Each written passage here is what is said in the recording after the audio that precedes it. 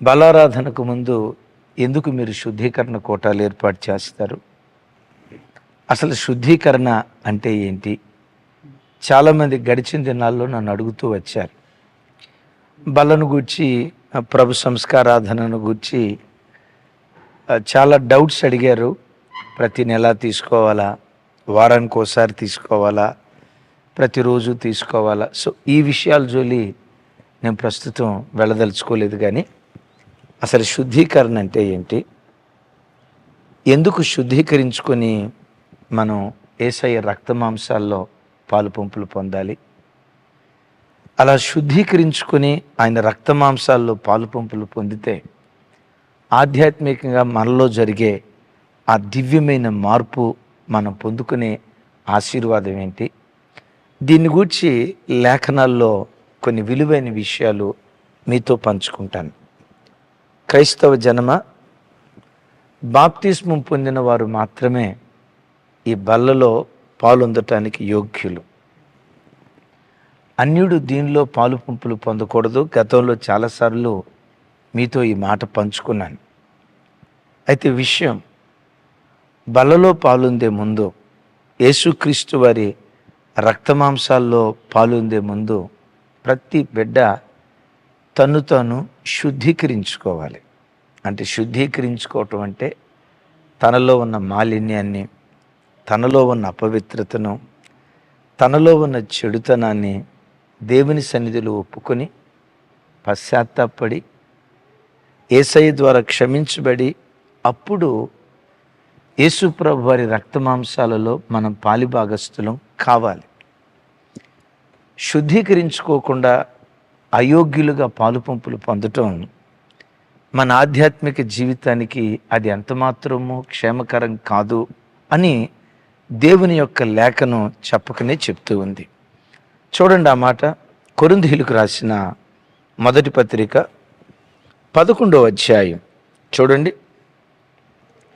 11వ అధ్యాయం 28, 29, 30 వచనాలు.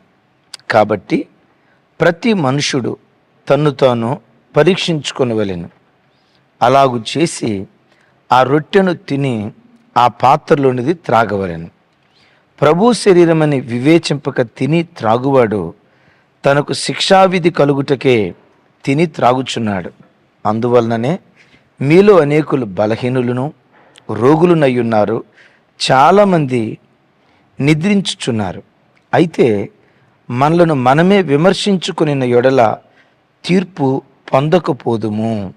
అమ్మాయి, ప్రతి మనుషుడు తన్ను తాను పరీక్షించుకొని శుద్ధీకరించుకొని బలలో పాలు పంపులు పొందాలి. దివ్యమైన మాట అంటాడు. పరీక్షించుకోకుండా అరే మామూలుగా గోధుమలో నుంచి తయారు చేయబడిన రొట్టె కదా ఇది, గోధుమ పిండితో చేయబడిందే కదా, ద్రాక్షకాయల్లో నుంచి వచ్చిన ద్రాక్షారసమే కదా. ఎన్నిసార్లు మనం ఈ ద్రాక్షారసం త్రాగలేదు? ఎన్నిసార్లు బేకరీలో లేకపోతే మనం ఇంట్లో రొట్టె చేసుకొని ఎన్నిసార్లు తినలేదు? ఇది సాధారణమైన రొట్టె లాంటిదే అని ఏ క్రైస్తవుడు అనాలోచనగా ఆ కోణంలో ఆలోచించకూడదు. మన విశ్వాసం ఏంటో చెప్పమంటారా? ఇది సాక్షాత్తు 2000 సంవత్సరాల క్రితం కపాలమని అర్థమిచ్చే గొల్గతా పర్వతం మీద మన కొరకు నలగగొట్టబడిన యేసుక్రీస్తు వారి శరీరం. ఇది మన విశ్వాసం. మరలా చెప్తున్నాను, మన కొరకు నలగగొట్టబడిన యేసుక్రీస్తు వారి శరీరం, ఆయన శరీరము అన్న ప్రత్యక్షతతో రొట్టెలో కాదు నేను పాలొందుతుంది, గోధుమతో చేయబడిన అప్పంలో కాదు నేను పాలు పంపులు పొందుతుంది, నా కొరకు నలగగొట్టబడిన యేసుక్రీస్తు వారి శరీరం రొట్టె రూపంలో నా చేతిలోకి వస్తుంది అన్న ఆ ఉన్నతమైన ప్రత్యక్షతతో ప్రతి బిడ్డ యేసయ్య శరీరంలో పాలొందాలి. ద్రాక్షారసమా, ద్రాక్షకాయల నుంచి తీయబడిందే కదా? నో.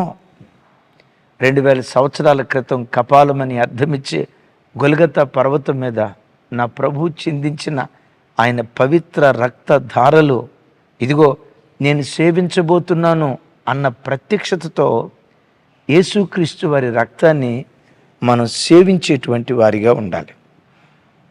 సేవించే ముందు ఇవి ఎంత శక్తివంతమైనవో, ఆ శక్తివంతమైనవి మనలో పనిచేయాలంటే మనలను మనం శుద్ధీకరించుకోవాలి.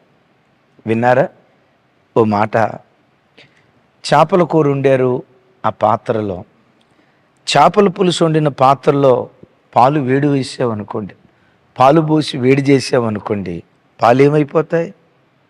విరిగిపోతాయి. పాలు శ్రేష్టమైనవే. ఎందుకు విరిగిపోయాయి తెలుసా? అశుద్ధమైన పాత్రలో దాన్ని వేడి చేసినందువల్ల. ఈ రక్తమాంసాలు బహుబలమైనవి. ఎంత బలమైన కార్యాలు జరిగిస్తాయో చెప్తాను.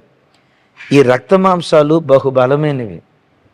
శుద్ధీకరించబడిన పాత్రగా నువ్వు బలలో పాలు పంపులు పొందితే ఆధ్యాత్మిక అద్భుతాలు నువ్వు అనుభవించడానికి రక్తమాంసాలు బలమైన వేదికగా మార్చబడతాయి. ఇప్పుడు డాక్టర్ గారు ఆపరేషన్ చేసేటప్పుడు సిజర్స్, కత్తెర వాడతారు కదా. ఆ కత్తెరని ఏం చేస్తారో తెలుసా? తుప్పు పట్టకుండా జాగ్రత్తగా చూస్తారు. వేడి నీళ్ళలో ఎప్పటికప్పుడు దాన్ని కదా. ఒకవేళ కత్తెరకు తుప్పు పట్టిందనుకోండి, తుప్పు పట్టిన కత్తెరతో, తుప్పు పట్టిన పాత్రతో ఆపరేషన్ చేస్తే ఇన్ఫెక్షన్ అయి బ్రతకటం దేవుడెరుగు, చచ్చిపోతాడు. వాడిని బ్రతికించాలంటే తప్పకుండా దానిలో ఏ తుప్పు లేకుండా జాగ్రత్తగా చూసుకోవాలి. వాక్యం వింటున్న ఆయన పిల్లలారా, ఆయన రక్తంలో, ఆయన శరీరంలో మనం పాలు పంపులు పొందే ముందు శుద్ధీకరించుకోవాలి.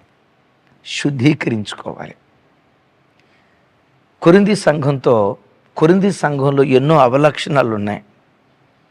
మీలో కక్షలున్నాయి. కక్షలతో బలలో పాలు పంపులు పొందొద్దయ్యా. మీ మధ్యలో పగలున్నాయి. ఏక మనసు లేదు. మీరు వివాదాలతో బ్రతుకుతున్నారు. మీలో ఒకడు తన తండ్రి భార్యను ఉంచుకున్నాడట. అయ్యో, అన్యుల్లో కూడా ఇంత ఘోరమైన కార్యక్రమం జరగదు. విగ్రహార్పితమైన వాటిని తింటున్నారు, జాగ్రత్త అని 10వ అధ్యాయం వరకు ఆ సంఘంలో ఉన్న ఎన్నో అవలక్షణాలు ఒక్కొక్కటిగా పౌలువారు కూలంకుషంగా సంఘానికి చెప్పి, మీరు బలలో పాలు పంపులు పొందేటప్పుడు శుద్ధీకరించుకొని బలలో పాలు పంపులు పొందండి అంటాడు.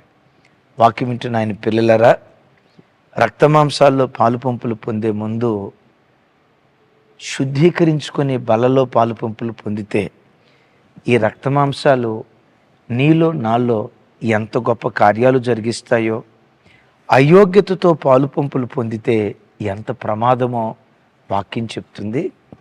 మీలో కొందరు అయోగ్యులుగా పాలొందుతున్నారు గనుక మీరు బలహీనులవుతున్నారు అంటాడు. నేనంట, అయోగ్యతతో పాలు పంపులు పొందుతున్నారు గనుక రోగులవుతున్నారు, అయోగ్యతతో పాలొందుతున్నారు గనుక మరణిస్తున్నారు అంటాడు. నేనంట, అయోగ్యతతో పాలు పంపులు పొందితే అవి జరిగినాయి కదా, మరి యోగ్యతతో పాలు పంపులు పొందితే, యోగ్యతతో పాలు పంపులు పొందితే బలహీనుడు కూడా బలాఢ్యుడిగా మార్చబడతాడు. వాక్యం వింటున్న అయ్యలారా, ఎందుకు ప్రతి నెల, అఫ్కోర్స్ కొన్ని సంఘాల్లో ప్రతి వారం, ఎందుకు యేసయ్య రక్తమాంసాల్లో మనం పాలిభాగస్థులం కావాలి? ఎందుకు యేసయ్య శరీరాన్ని మనం భుజించాలి? ఈ శరీరం నిన్ను బలాఢ్యుడిగా మారుస్తుంది. ఈ రక్తం, ఈ శరీరం నిన్ను బలాఢ్యుడిగా మారుస్తుంది. మీకు తెలుసు, ఏ ఆహారాన్ని భుజిస్తామో ఆ ఆహారంలో ఉన్న విటమిన్స్ మన శరీరానికి పడతాయి కదా. నిమ్మకాయ, దానిలో కొన్ని విటమిన్స్ ఉంటాయి.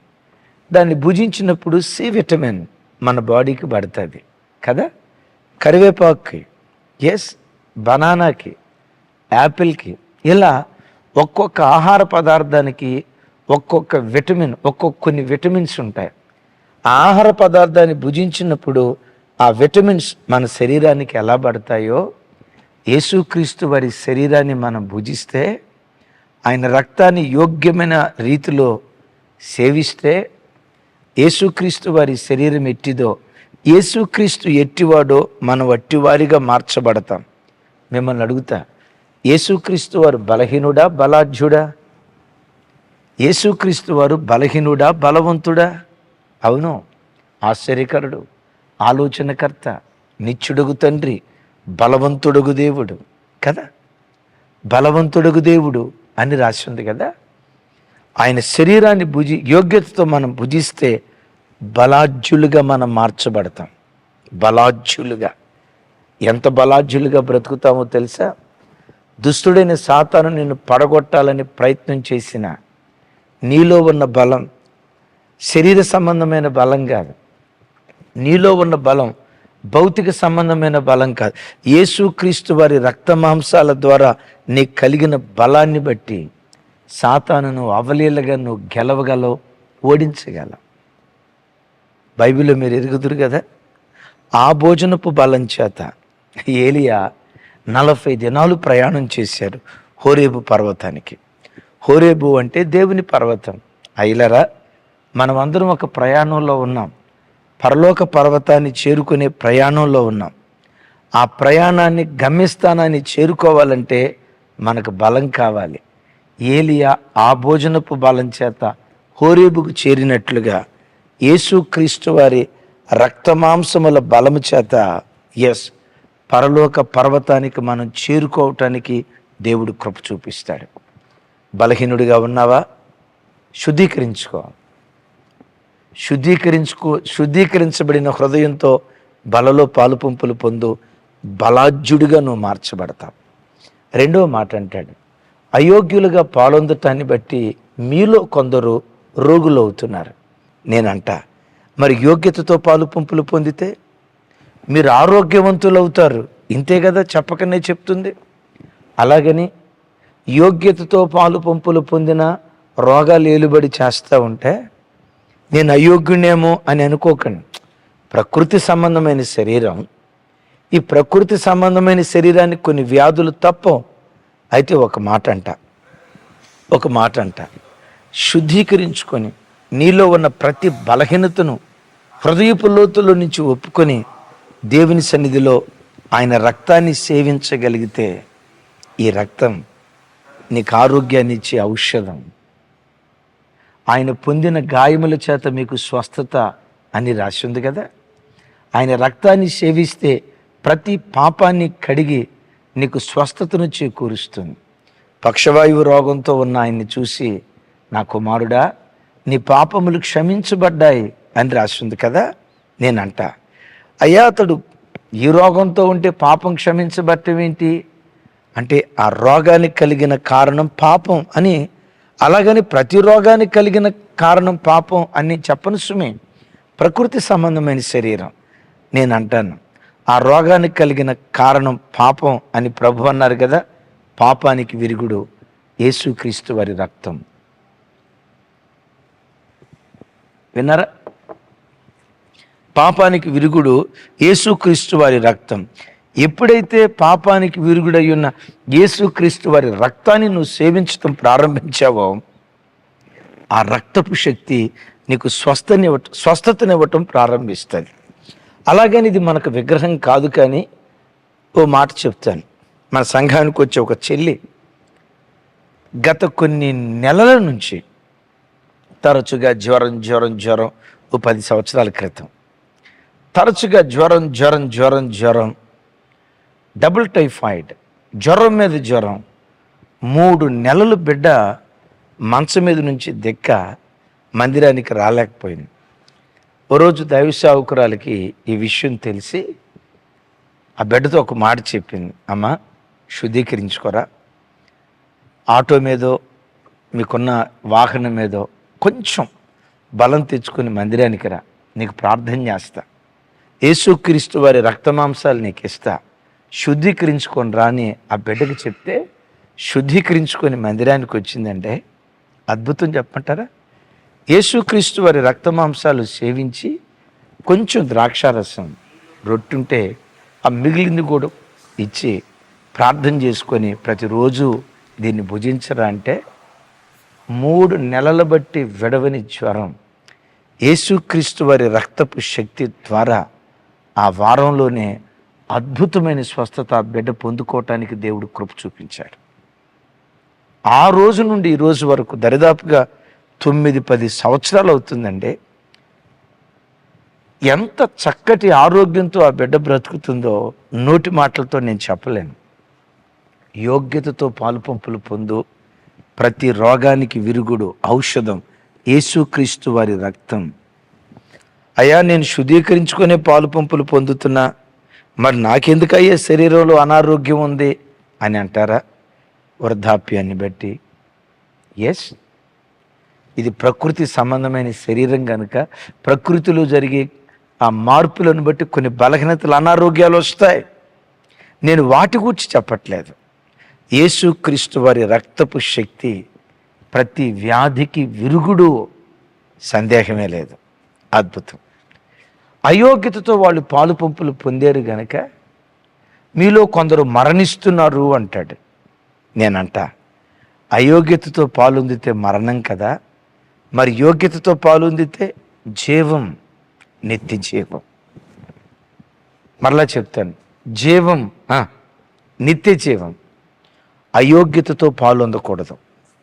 మీరు ఎరుగుదురు, ఇస్కరియోతు యోధ బల్లలో యోగ్యతతో పాలు పంపులు పొందాడా, అయోగ్యతతో పాలుందాడా? అయోగ్యంగా పాలుందాడు. గుండెలు బ్రద్దలు చేసే మాట ఏంటో తెలుసా? ఆ రొట్టె ముక్క వాని నోటిలో పడగానే, రొట్టె ముక్క నోటిలో పడగానే అపవాది వానిలో ప్రవేశించిందంట. ఏమండి, యేసుక్రీస్తు వారి శరీరం నోట్లో పెట్టుకుంటే దేవుని ఆత్మ కదా రావాల్సింది, పరిశుద్ధాత్ముడు కదా కమ్ముకోవాల్సింది. అపవాది ఎందుకు కమ్ముకున్నాడు? యోధ శుద్ధీకరించుకోకుండా, తప్పు ఒప్పుకోకుండా, తప్పును తప్పుగానే ఉంచుకొని, అరే రెగ్యులర్గా తినే రొట్టె కదా, మామూలుగా చూసే రొట్టె ముక్కే కదానని నాలుక చాపాడు. అపవాది ప్రవేశించింది. తర్వాత ఏమయ్యాడు? మరణమైనట్లుగా లేఖనాల్లో రాయబడి ఉంది కదా.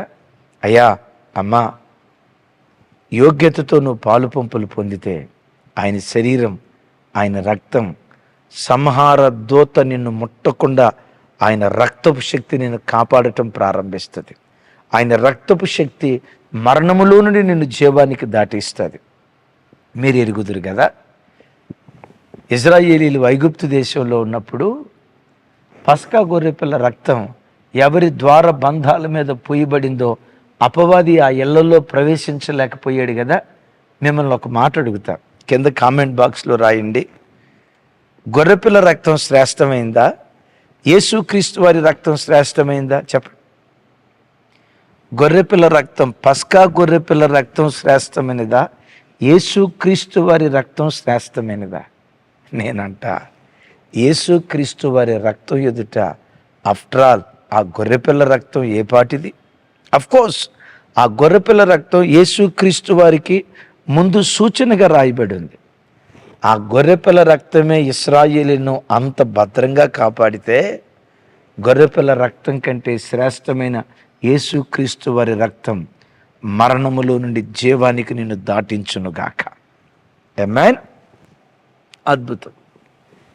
ఈ శరీరాన్ని, రక్తాన్ని తింటే, ఇందాకన్నా కదా, మనం తినే ఆహారంలో ఏ విటమిన్స్ ఉంటాయో, ఏ పోషకాలు ఉంటాయో అవి మన శరీరానికి పడతాయి అని. యేసుక్రీస్తు వారి రక్తమాంసాలు మనం పుచ్చుకోవటం ద్వారా అన్నిటికంటే శ్రేష్టంగా ఏం పొందుకుంటామో తెలుసా? పునరుద్ధానపు శక్తి. ఏంటి పునరుద్ధానపు శక్తి. యేసుక్రీస్తు వారి శరీరాన్ని సమాధి బంధించలేకపోయింది కదా. యేసుక్రీస్తు వారి శరీరం కుళ్ళు పట్టేటట్లుగా మరణం ఆయన బంధించలేకపోయింది కదా. యేసుక్రీస్తు వారి శరీరం ఎలా పునరుద్ధానపు శరీరమో, యోగ్యతతో ఏ విశ్వాసులైతే, అదే యోహాను సువార్తలో అంటారు కదా, యేసుక్రీస్తు వారు నా శరీరమును తిని నా రక్తమును త్రాగువాడు నిత్య జీవము గలవాడు, అంత్యదినమున నేను వాడిని లేపుదును అని ప్రభు అన్నారు కదా. ఈ శరీరానికి పునరుద్ధానపు శక్తినిచ్చే శక్తి యేసుక్రీస్తు వారి రక్త మాంసాలలో దాగి ఉంది. ఇన్ని అద్భుతాలు ఎప్పుడు జరుగుతాయో చెప్పంటారా? యోగ్యతతో. యోగ్యతతో. విన్నారా? యేసుక్రీస్తు వారు అక్కడ అంటారు, మీరు సంతలోకి వెళ్ళి ఇంటికి వచ్చినప్పుడు భోజనం చేసే ముందు కాళ్ళు చేతులు ముఖం కడుక్కుంటారు కదా, అది యూదుల శుద్ధీకరణ ఆచారం. తమ్ముడు, చెల్లి, మనం లోకమనే సంతలో తిరుగుతున్నాం, అపవిత్రత అనే సంతలో తిరుగుతున్నాం. నా వైపు చూడండి, నేను వేసుకున్న షర్ట్ వైట్ షర్ట్. ఈ వైట్ షర్ట్ వేసుకొని 2 వీలర్ మీద హైదరాబాద్ ఆ చివరికి వెళ్ళి ఈ చివరికి మరలా తిరిగి వచ్చేసరికి నా ఈ తెల్ల చొక్కాయి నల్ల చొక్కాయి అయిపోద్ది. ఏంటి అన్న నల్ల చొక్కాయి వేసుకున్నాడు అని మీరు అనుకుంటారు. తెల్ల చొక్కాయి ఎలా నల్ల చొక్కాయి అయిపోయింది? బయట అట్లా లోకంలోకి వెళ్ళాం, లోకంలో ఉన్న దుమ్ము ఒంటి మీద పడింది. నేను ఆ మురికి నా మీద పడాలనుకోలా. నా వైట్ షర్ట్ ఎప్పుడు తెల్లగానే ఉండాలనుకున్నా. మాలిన్యంతో కూడుకున్న లోకంలోకి వెళ్ళాం కదా, దుమ్ము ధూళి పడి చొక్కాయిని ఎట్లా మలినం చేసిందో, లోకమనే సంతలోకి మనం వెళ్ళినప్పుడు తెలియకుండా అపవిత్రత అనే దుమ్ము నీ ఆత్మీయ వస్త్రం మీద పడుతుంది. నీ రక్షణ వస్త్రాన్ని మైలు చేస్తుంది, నీ నీతి వస్త్రాన్ని మైలు చేస్తుంది, నీ మహిమా వస్త్రాన్ని మైలు చేస్తుంది.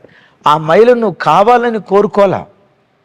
అలా వెళుతూ ఉన్నావు, కంటిలో మైల, నోటి మాటల్లో మైల, హృదయపు తలంపుల్లో మైల, తెలియని మైల మన మీద పడుతుంది.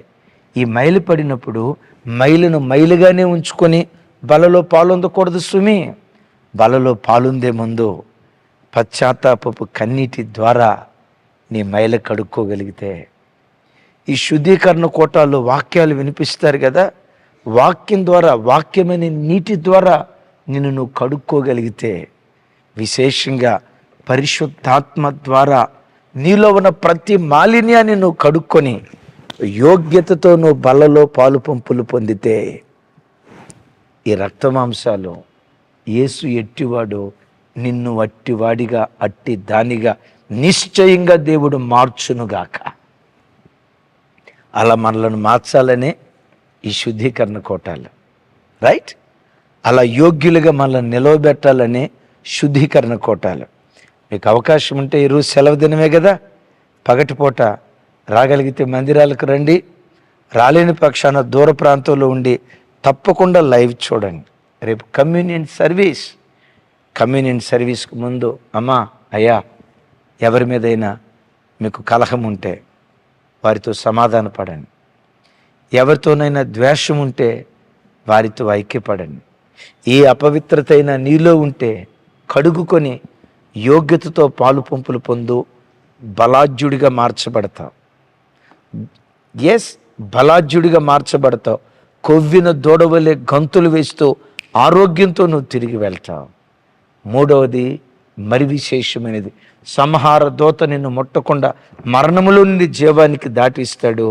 దానికి మించి ఈ మట్టి దేహానికి పునరుద్ధానపు శక్తినిచ్చి, యేసుక్రీస్తు వారు మధ్యాకాశానికి వచ్చినప్పుడు పునరుద్ధానపు శరీరాన్ని ధరించి ఆయన్ని ఎదుర్కొని ఆయన ఎలా ఉంటారో ఆయనలాగా మనం మారిపోయేటట్లుగా ఎంత గొప్ప బృహత్తరమైన కార్యం నీ నా జీవితంలో జరిగించగలిగిన శక్తి ఈ రొట్టె ద్రాక్షారసంలో దాగుంది. శుద్ధీకరించుకుందామా? యోగ్యులుగా పాలు పంపులు పొందుదామా? ప్రార్థన. సర్వశక్తి గల తండ్రి, మాతో మీరు మాట్లాడిన శ్రేష్టమైన మీ మాటలకై వందనాలు. అవును యేసయ్యా, మీ రక్తమాంసాల్లో మేము పాలిభాగస్తులం కాబోతుండగా ఎలా శుద్ధీకరించుకోవాలో, ఎలా మా బ్రతుకును సరి చేసుకోవాలో ఓ దివ్యమైన రీతిలో ఈ దినం మీరు మాతో మాట్లాడినందుకు స్తోత్రాలయ్యా.